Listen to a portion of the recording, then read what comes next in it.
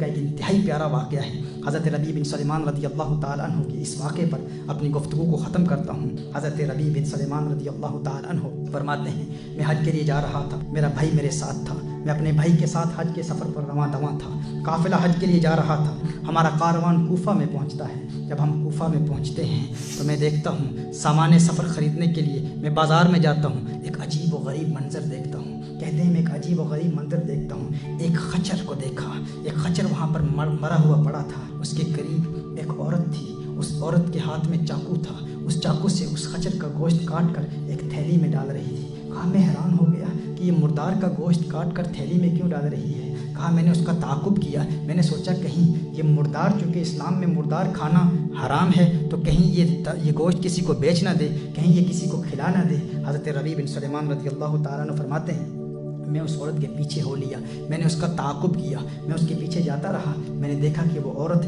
ایک بڑے گھر کے سامنے جاتی ہے، اس کا دروازہ بہت طویل تھا، بہت بلند تھا، بہت دراز تھا۔ اس نے دروازے پر دستک دی، جب دروازے پر دستک دی تو اندر سے آواز آئی کون ہے، کون ہے؟ حضرت ربیع بن سلیمان کہتے ہیں کہ اس عورت نے جواب دیا کہ میں ہی ہوں، مصیبت کی ماری بدحال، دروازہ کھولو۔ انہوں نے کہا کہ جب اندر سے دروازہ کھولا گیا تو اندر 4 لڑکیاں تھیں۔ وہ عورت اندر گئی، جب اندر جاتی ہے تو ان لڑکیوں کو وہ گوشت دیتی ہے، مردار دیتی ہے، مردار کا گوشت دیتی ہے اور کہتی ہے اس کو پکا کے کھا لو، اللہ ہماری حقیقت کو جانتا ہے۔ حضرت ربیع بن سلیمان رضی اللہ تعالیٰ عنہ وہ کہتے ہیں کہ جب میں نے یہ منظر دیکھا میں پریشان ہو گیا، میں نے کہا یہ تو مردار ہے، مردار کھانا حرام ہے، مردار کھانا ناجائز ہے، یہ اپنی بیٹیوں کو مردار کیوں کھلا رہی ہے، یہ مردار کیوں کھا رہی ہے، یہ گوشت کھانا حرام ہے۔ میں نے فوراً کہا اے اللہ کی بندی، کیا تو نہیں جانتی یہ کھانا ناجائز ہے، یہ کھانا حرام ہے؟ اس نے کہا تو کون ہے، تو کون ہے؟ حضرت ربیع بن سلیمان کہتے ہیں میں نے کہا میں ایک پردیسی ہوں، ایک مسافر ہوں، یہاں سے گزر رہا تھا،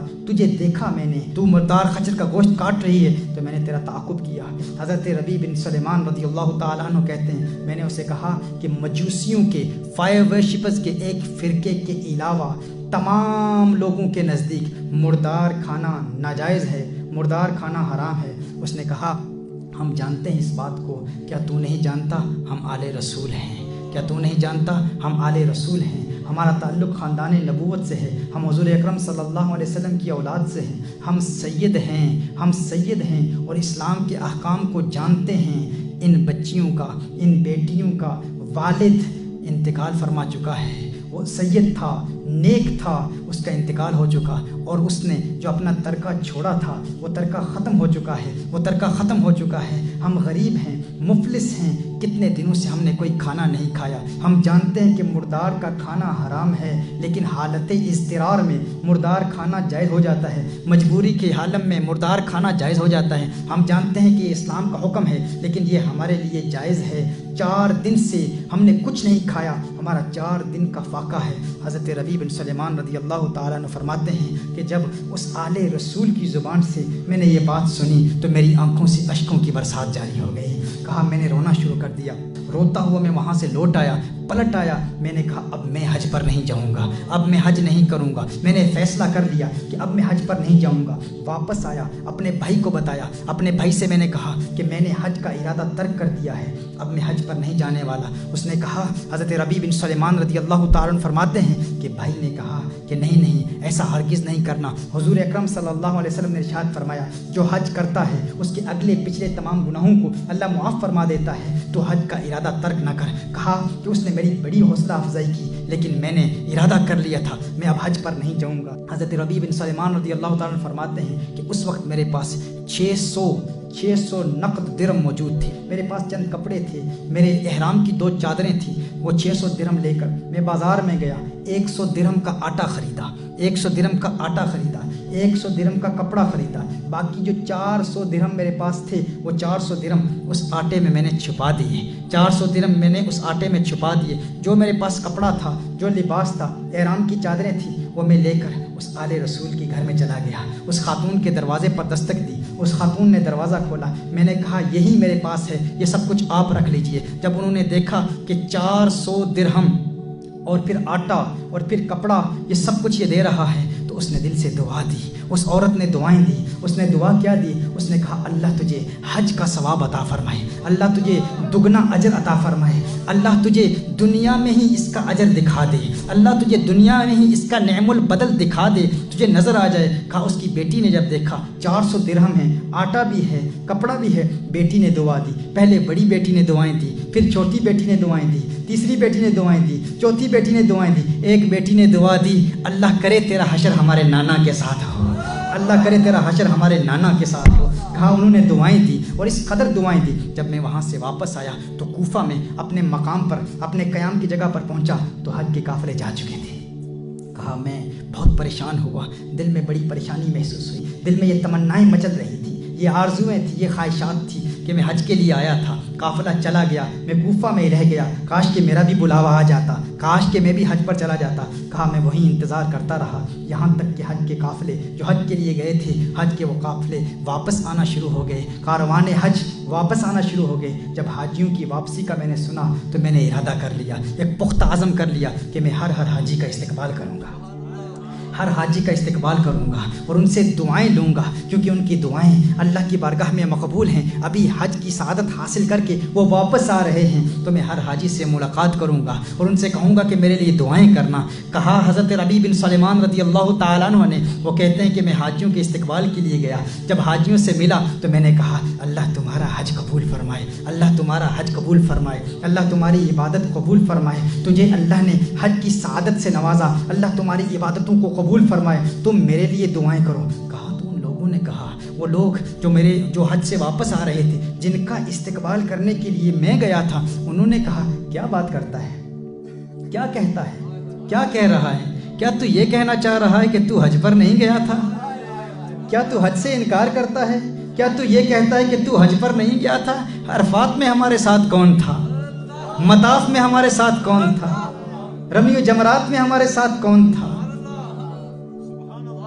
تو ہمارے ساتھ طواف بھی کرتا تھا، میدان عرفات میں بھی تھا، شیطان کو کنکریاں بھی مارتا تھا، آج ہمیں کہہ رہا ہے کہ اللہ تمہارا حج قبول کرے، ہمیں کہہ رہا ہے کہ ہمارے لیے دعا کرو، ارے تو ہمارے ساتھ تھا۔ وہ کہتا ہے میں نے کہا اللہ یہ کیا ماجرا ہے، یہ کیا مسئلہ ہے، یہ تیرا لطف و کرم ہے، میں حیران و پریشان، ارے میں تو کوفہ میں ہوں، یہ کہہ رہے ہیں میں حج پر گیا تھا۔ کہا اتنے میں دیکھتا ہوں کہ میرے شہر کے لوگ بھی واپس آ رہے ہیں، جو میرے محلے کے، میرے علاقے کے لوگ جو حج کے لیے گئے تھے، میں نے دیکھا وہ کاروان بھی واپس آ رہے ہیں، وہ قافلے بھی واپس آ رہے ہیں۔ میں نے کہا ان سے ملاقات کر لوں، ان کے پاس گیا، ان سے کہا میرے لیے دعا کرو، اللہ نے تمہارا حج قبول کیا ہے، میں تمہارے لیے دعا کرتا ہوں، تم میرے لیے دعا کرو، اللہ تمہاری سعی مشکور فرمائے، اللہ تمہاری عبادتوں کو قبول فرمائے۔ وہ کہہ رہے ہیں یہ تمہاری کیا کہہ رہا ہے، کیا تو ہمارے ساتھ نہیں تھا؟ طواف کے وقت تو ہمارے ساتھ تھا، عرفات کے میدان میں تو ہمارے ساتھ تھا، عبادت میں تو ہمارے ساتھ تھا، مزدلفہ میں تو ہمارے ساتھ تھا، مینا میں تو ہمارے ساتھ تھا، تو ہمیں کیا؟ میں نے کہا ارے میں تو کوفہ میں رہ گیا تھا، میں کہاں آپ کے ساتھ تھا؟ کہا میں حیران و پریشان۔ اچانک ایک صاحب میرے سامنے آتے ہیں، وہ کہتے ہیں تو یہ کہتا ہے تو حج پر نہیں تھا، تو یہ کہتا ہے تو حج پر نہیں تھا؟ ارے یہ تھیلی دیکھ لے، یہ تھیلی دیکھ لے۔ جب مسجد نبوی شریف میں رسالت مآب صلی اللہ علیہ وسلم کی بارگاہ میں حاضری کا شرف حاصل کرنے کے بعد، سلام عرض کرنے کے بعد، جب ہم مسجد نبوی شریف میں حضور اکرم صلی اللہ علیہ وسلم کے مواجہہ اقدس میں سلام عرض کر رہے تھے، سلام عرض کرنے کے بعد باب جبریل سے جب ہم باہر نکلے تو بھیڑ بہت زیادہ تھی، ازدحام بہت زیادہ تھا، اس وقت تو نے مجھے یہ تھیلی دی تھی، یہ تھیلی امانت ہے، اسے واپس لے لیں۔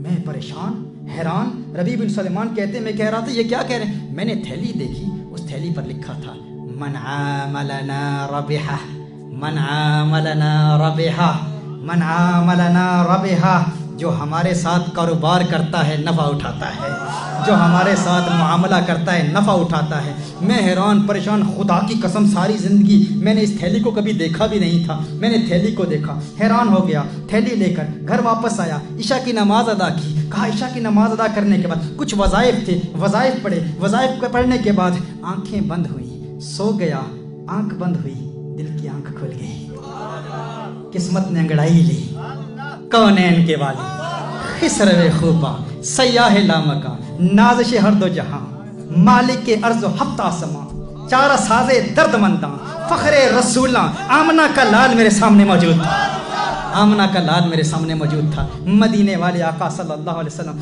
میرے سامنے موجود تھے۔ آقا مسکرا رہے ہیں، مسکرا رہے ہیں. میں نے سلام عرض کیا, آقا نے جواب ارشاد فرمایا. میں نے دستبوسی کا شرف حاصل کیا, میں نے آقا کے ہاتھ چومے. آقا نے فرمایا ہے ربیع بن سلیمان, ہے ربیع بن سلیمان, اب کتنے گواہ چاہتا ہے, کتنے گواہ چاہتا ہے, کتنے گواہیاں چاہتا ہے. ارے اتنے گواہ پیش کر دیے, اب بھی نہیں مانتا کہ تو نے حج کیا ہے. اور کتنی گواہیاں چاہتا ہے, کتنے گواہ چاہتا ہے, کتنے وٹنسز چاہتا ہے. تو ہے کہ مانتا نہیں, تو ہے کہ تسلیم نہیں کرتا, کہتا ہے میں نے حج نہیں کیا. آقا نے ارشاد فرمایا سن سن سن, جب میری آل کی تو نے خدمت کی تھی, جب میری آل کی تو نے خدمت کی تھی, جب حج کو ملتوی کیا تھا میری آل کی محبت میں, میرے خاندان کی محبت میں, جب تو نے حج کو ملتوی کیا تھا تو میں نے اسی وقت اللہ کی بارگاہ میں دستے دعا بلند کیے تھے. میں نے کہا ہے اللہ اس کو اس کا نعم البدل دے دے, اس کو اس کا اجر دے دے, اس کو اس کا ثواب دے دے. کہا میں نے دعا کی تھی. میں اکثر یہ شعر پڑھتا ہوں, تیری دعا نہ اثر سے کبھی ملول ہوئی, ادھر زبان سے نکلی ادھر قبول ہوئی. میرے آقا صلی اللہ علیہ وسلم نے ارشاد فرمایا میں نے دعا کی تھی, اللہ کے بارگاہ میں التجا کی تھی, ہے اللہ اسے نعم البدل عطا فرما دے. جب میں نے اللہ کی بارگاہ میں دعا کی تو اللہ نے اسی وقت ایک فرشتہ تیری صورت پر پیدا کر دیا تھا. اللہ نے اسی وقت ایک فرشتہ تیری صورت پر پیدا کر دیا تھا, اور اللہ نے اس فرشتے کو حکم فرمایا میرے نبی کی آل سے پیار کرنے والے کا اجر یہ ہے فرشتے تو ربیع بن سلیمان کی صورت میں قیامت تک ہر سال حج کرتا رہے, ہر سال حج کرتا رہے, ہر سال حج کرتا رہے. میرے آقا صلی اللہ علیہ وسلم نے ارشاد فرمایا کہ وہ جو 600 درہم تو نے دیے تھے نا, اللہ نے اس کا متبادل دگنا کر کے دے دیا. تو نے 600 درہم دیے تھے, اللہ نے اس کا متبادل 600 دینار, 600 سونے کی اشرفیاں دے دی, 600 سونے کی اشرفیوں میں بدل دیا ہے. پھر میرے آقا صلی اللہ علیہ وسلم نے ارشاد فرمایا تو اب اپنی آنکھیں ٹھنڈی کر, اپنی آنکھ ٹھنڈی کر, اپنی آنکھ ٹھنڈی کر. میرے آقا نے ارشاد فرمایا, حضرت ربیع بن سلیمان کہتے ہیں خواب میں دیکھتا ہوں آقا صلی اللہ علیہ وسلم کا آخری جملہ کیا تھا, مدینے کے تاجدار کا آخری جملہ کیا تھا. آقا نے فرمایا من عاملنا ربحا, من عاملنا ربحا, من عاملنا ربحا, جو ہم سے کاروبار کرتا ہے نفع اٹھاتا ہے, جو ہم سے معاملہ کرتا ہے نفع اٹھاتا ہے. آقا یاد دلا رہے ہیں اس تھیلی کو نہ بھولنا, اس تھیلی کو نہ بھولنا. تھیلی کون سی تھی؟ وہ جو باب جبریل سے وہ فرشتہ آیا تھا ربیع بن سلیمان کی صورت میں, اور اس نے وہ تھیلی دی تھی, کہا تھا یہ امانت ہے لے جاؤ. یہ امانت کس کے لیے تھی؟ ربیع بن سلیمان کے لیے تھی, اللہ کے اس پیارے بندے کے لیے تھی, آل رسول سے پیار کرنے والے کے لیے تھی. ربیع بن سلیمان کو جو تھیلی دی گئی تھی اس تھیلی پر یہی لکھا تھا من عاملنا ربحا. تو آقا فرما رہے ہیں وہ جو 600 دینار ہے نا, وہ میں تجھے بتا رہا ہوں وہ کہاں ہیں. اشارہ دے دیا, کلو دے دیا, من عاملنا ربحا, جو ہمارے ساتھ معاملہ کرتا ہے نفع اٹھاتا ہے. ربیع بن سلیمان کہتے ہیں میری آنکھ کھلتی ہے, فوراً تھیلی اٹھاتا ہوں, تھیلی کو کھولتا ہوں تو اس تھیلی میں مجھے 600 دینار نظر آتے ہیں, 600 دینار نظر آتے ہیں.